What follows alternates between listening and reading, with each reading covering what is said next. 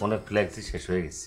কি কমো আব্বা, আপনার মেয়ে তো আপনার নিয়ে এত টেনশন করে সেজন্য নিয়ে আসি।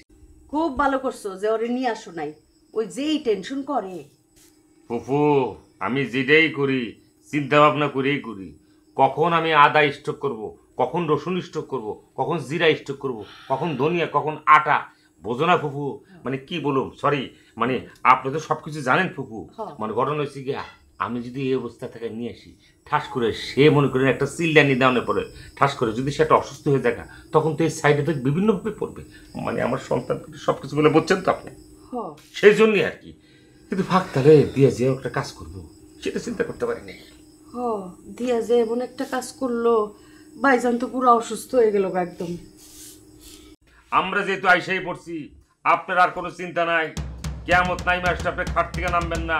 আহারে কত সুন্দর কইরা একটা পাত্র দেখে রাখছিলাম, ফার্স্ট ক্লাস পাত্র, 1 নম্বর পাত্র। 5 জন আরবদারের ভিতরে ওয়ার্ল্ডে তার বাবা একজন। মানে আমি তাকে দেখে রাখছিলাম, প্রিন্সের মতো চেহারা, কাশ্মীরি আপেলের মতো চেহারা। মানে কি বলবো, মানে এখন আইসা শুনলাম যে দিয়া নাকি একটা বুড়ে বেটারে বিয়ে করে নিচ্ছে, তাও নাকি সিলভার কালার। দিয়া কই? দিয়া আছে পিয়ার সাথে। ওরে কিন্তু চোখে চোখে রাখা লাগবে। খালি চোখে চোখে না আব্বা, ওরে হাতে হাতে রাখা লাগবো, ওরে কানে কানে রাখা লাগবো। ওই যদি টাটকিস যায়, মানে ওয়াশরুমে যদি যায় তার সঙ্গে সঙ্গে যাওয়া লাগবো। ওই যদি ঘুমাইতেছে তার পাশে একজন হাতের মধ্যে শিকল বান্ধা, তার হাতে উল্টা শিকল বান্ধা, হ্যান্ডকাপ টু হ্যান্ডকাপ এইভাবে শুয়ে থাকা লাগবো, যাতে কোনোভাবে সে পলাইতে না পারে।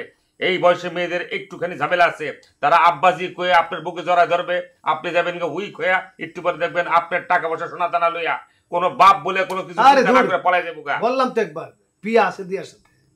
আরে তোমার বউ তো একটা বলদা মাইয়া, তুমি এত ভরসা করতেছো কেন?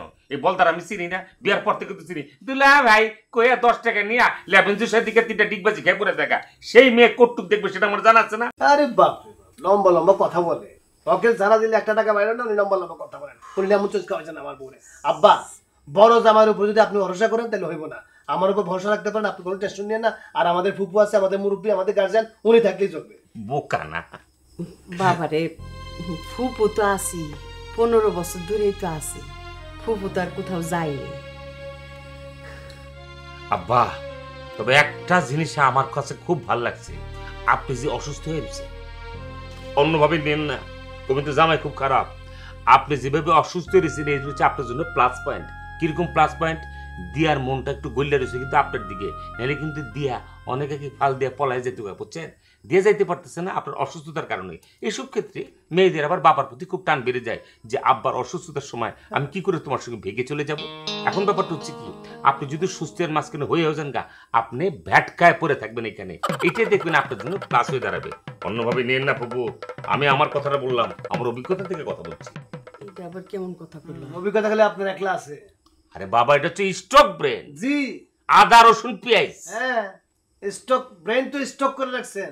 আর আমি মাগনা কন্ডাক্টরি করি, ব্রেন ছাড়া করি। আমারও ব্রেন আছে, পরে বুঝাই দেবো আপনারে। তখন লন যাই। আব্বা, আপনি থাকুন তো, কোনো টেনশন নেই না। শরীর তো রেস্টে। আর যেটা হচ্ছে ফুফু, ওনারে সহায় দেন, সুস্থ করার দরকার নাই আপাতত। ভাইজান, বেশি চিন্তা করতেছো। তুমি চিন্তাও করতে পারবা না আপা, দুলাভাই ঠিকই বলছে, এত বয়স্ক লোক, আরে আব্বার সমান বয়স হইব। দিয়ার লাগে কথা কইবা, কথা কও। আমি কথা কইব না। আচ্ছা, দিয়ার লাগে কথা কইব না? আরে আমরা অনেক বুঝাইছি। আচ্ছা যাই হোক, তোমার পরে ফোন করতেছি। তোমার কি বলা দরকার আসলে আবার এই কথাগুলা? কাজটা ঠিক করছো তুমি? আমি কি ভুল কিছু বলছি? তো তুই আমার কত, তুই এই কাণ্ডটা কেমনে ঘটাইলি? তুই কেমনে এই বুড়ে বেড়ারে বিয়া করলি কদি? আপা সে বুড়া না, তার বয়স কমই, কিন্তু তাকে দেখতে বুড়া লাগে, কারণ বড় বড় দাড়ি রাখছে এই জন্য। ও বড় দাড়ি রাখছে, দাড়ি যে পাইকে গেছে যেটা দেখো নাই? আরে বলো, তুমি জানো না এরকম অনেক মানুষ আছে যাদের দাড়ি আগে থেকে পেকে যায়। যেমন ধরো হাসনা হেনার বোন, মাত্র 5 বছর বয়স, তার তো এখন এই 5 বছর বয়সের পিছনে সবগুলো চুল পাইকে গেছে। এটা তো কোনো বড় বিষয় না। ও তুই কি বলতেছিস তার 5 বছর বয়স? হ্যাঁ, আরে ফিলাই দিলি কেন? ডাইকে নিয়ে আসতি, এটা ফিডার দিয়ে বহাই রাখতি। আমি কি তোমাকে সেটা বলছি? তুমি সবকিছু উল্টা মনে করো। আমি তোমার যেটা বলি তার উল্টাটা ভাবো তুমি। আমি এত কিছু ভাবতে চাই না, তুই আমারে বল, তুই এই বুড়ে বেড়ারে কেমনে বিয়ে করলি? বল